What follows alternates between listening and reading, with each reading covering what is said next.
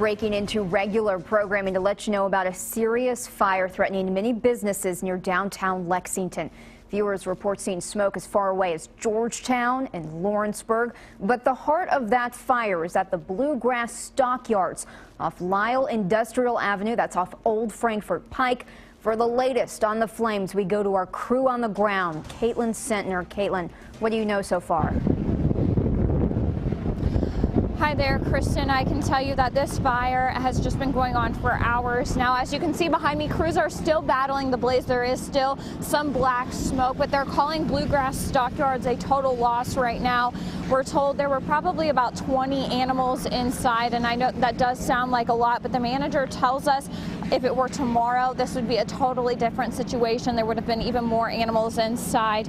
And at this point, all employees are outside. They're all accounted for. Everyone is safe. Crews still don't know at this point what started the fire. They're still looking into that. They say it's still too early, but like I said, they are still out here, and they are telling residents nearby, if you're within a half-mile radius, to stay inside your home and turn off your HVAC. Acres worth of damage here, Kristen. So we're still learning more at this hour, and we'll bring you new information as it does become available. Live in Lexington, Caitlin Sentner, WKYT. Kristen. Caitlin, thank you. We are getting dozens of reports of smoke throughout Lexington because of this fire. WKYT meteorologist Jim Caldwell has been keeping a close eye on those reports. And Jim, with the wind as strong as it is right now, how far is that smoke traveling? Now, it continues to travel at least out to 11, 12 miles at its peak. That's what I could actually see on radar. The reason it's doing that is because we're seeing winds. Sustained winds come in around 20+ miles per hour through Lexington even right now. Now, the smoke plume has died down some because they have been able to battle the fire and get it a little more under control. But wind gusts pushing 30+ miles per hour. Let me show you this animation right here. This is from earlier. We'll take you back in time. What that looks like on radar to a normal person would be, oh, there's a shower. That is the smoke plume itself as it was drifting through the area. You're looking at 30-mile-per-hour wind gusts pushing that all the way over into Bourbon County. We do have several crews out there now, and they are trying to get all the information they can for us on that fire. You are taking a look right now at pictures that WKYT's Officer Don shot from the skies for us of that fire. For continuous coverage, be sure to go to WKYT.com. You can also check inside the WKYT. WKYT News starts now with breaking news. A massive fire at a Lexington stockyard sent smoke into the air that could be seen for miles. Good evening, I'm Kristen Kennedy. We are back now with the breaking news we first brought you live on the air this afternoon. The fire started at the Bluegrass Stockyards on Lyle Industrial Avenue off Old Frankfort Pike around 2 today. Firefighters are still there nearly 4 hours later. And we begin our breaking news team coverage with WKYT's Caitlin Sentner. Caitlin is live on South Forbes Road. Caitlin, have they managed to contain this fire?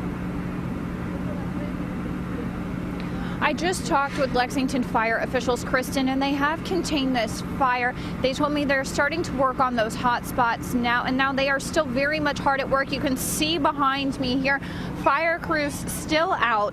Lexington Fire arrived on scene, as you said, around 2:30 this afternoon, and it took around 120 firefighters to battle this massive fire, none from outside agencies. Bluegrass Stockyards is being ruled a total loss, and just to put that into perspective for you, between 8 and 9 acres of the property is under roof, and it's all being ruled that total loss. Luckily, we can report only a handful of employees were working today. Unfortunately, there were 25 to 30 cows inside. There's no word yet on the condition of the cattle. We spoke with the owners of the property who say they're very happy no one was injured, but looking at this fire, it was just hard to stomach. You know, we're just going to go on. I mean, that's the way it is. This was a very old historical building. We hate it because of that. That's the reason we hate it. It's the oldest building ever. A lot of memories. Gene's been here all of his life. I've been here all of my life, and that part is sad. But as long as nobody was hurt, we'll rebuild. We can go on. Essentially, this entire block is being ruled a total loss. Other businesses were impacted, one of those being a car impounding lot. Now, those who live nearby within a half-mile radius were instructed earlier today to stay inside and to turn their HVAC off. That has been taken down. They are allowed to come outside now, but they have opened a shelter for those who are impacted by the fire. It's opened at Cardinal Valley Elementary in Lexington. Caitlin Setner, WKYT. Caitlin, thank you. There were some employees at the Bluegrass stockyards when the fire started. Many employees tell us they are okay, but they are at a loss for words. WKYT's Mark Barber continues our breaking news team coverage from the scene. Mark, I know you talked with an employee. What did he tell you? Good evening, Kristen. About an hour ago, I spoke with a veterinarian who has worked here about 16 years. He says this massive fire will have a devastating impact because this was a primary place where cattle, hogs, and sheep were traded and bought in central Kentucky. I mean, it has an impact on all of us in a lot of different ways. You know, I mean, for one, it's your job and how you make part of your living, and just the history of the stockyard and the time that it's been here, and it was a staple amongst the livestock industry across the United States. Troy Keith says for many years this was the largest stockyard in the country east of the Mississippi. When flames started tearing through the stockyard this afternoon, smoke could be seen as far away as Louisville. The towering wall of smoke drew crowds of people who wanted to see the spectacle. It also drew employees who were sickened by the damage. We're told this was not a sale day, but by this time tomorrow, there would have been 1,200 animals here, as well as hundreds of people. Those who buy and sell here say seeing the stockyards crumble into a pile of ash was very hard to watch. The biggest thing is just, you know, this was kind of the granddaddy of the other stockyards for the most part. You know, I mean, it was the big one, and it's the most historic one, and you know, it's you know, a lot of people's got a lot of memories here. Now, since this was the largest stockyard in the region, Keith says many farmers who came and they bought, they sold everything of their livestock here, they will now have to start traveling out to farther stockyards. We're talking about places like Mount Sterling, Richmond, much smaller stockyards, in order to trade their livestock. That's the latest here in Lexington. I'm Mark Barber, WKYT. And we want to continue to track that breaking news alert in Lexington. We are getting an update on that fire at the Lexington stockyard. Firefighters are talking to the media right now about the investigation. Let's listen in. 100 block of South Forbes. If you could call 231-5600, speak to one of our telecommunicators, give us just a little information as far as how we can contact you, but also if you can contact any of your employees, just to make sure that everybody is accounted for and safe. Are you counting witnesses yet? I've not counted them yet. And are you wanting witnesses to call that phone number as well? If you have information, yes. If you have information to give, we would appreciate a call to that. That's not a number to receive information. That's why we'd kind of like to know how to get back with you so we can contact you later.